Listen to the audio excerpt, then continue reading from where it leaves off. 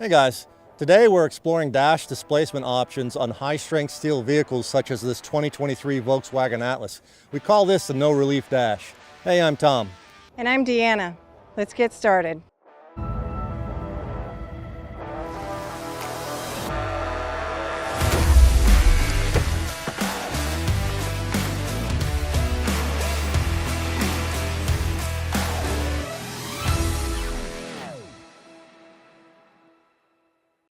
Today's vehicles use stronger materials and more complex structural designs.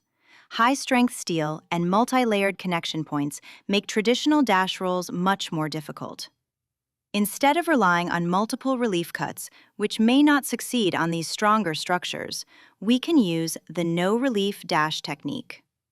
This approach reduces the number of cuts and uses two tools working together to produce the necessary upward dash movement. Modern vehicle designs have shifted wheels outward for safety and performance, increasing the distance between the A-pillar and the front wheel opening. While this improves crash strength, it also makes pillars and top rails thicker and stronger than older vehicles.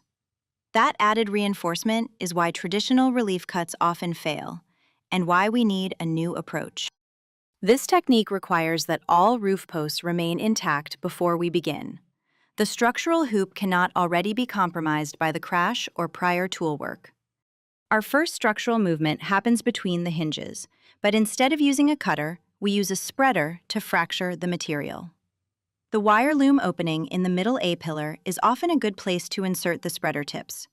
We may need to tunnel, changing the tool from vertical to horizontal to capture the full thickness of the middle A-pillar before our final push. Our goal is simply to fracture one side of the material, not the entire width. That partial relief is enough for the dash to lift later. A cutter can be used instead only if the vehicle design provides natural voids that allow tip access without plunging into high-strength steel, thus avoiding tip-loading the cutters. Next, we place the spreader vertically into the relief void we just created. Again, tunneling may be required to capture the full thickness of the middle A-pillar. Once the spreader is fully seated, the spreader operator secures the tool and stands by until the second technician is ready to begin the lift. Now we bring the ram into position.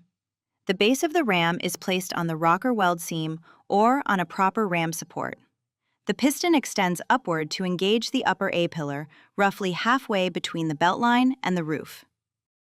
We'll be using two tools at once, the ram and the spreader, to lift the dash assembly vertically. The dash hanger beam's strong connection into the middle A-pillar actually helps us here, providing resistance that drives the dash upward. Both technicians must operate their tools together, sharing the load through the entire lift. The combined force of both tools overcomes the limited relief we created in these high-strength steel structures. Once the dash has been fully displaced, we can remove the ram. The spreader will hold the movement we've created. To prevent accidental tool activation, remove the spreader's battery. With the dash lifted and the structure stabilized, the patient can be safely accessed and removed.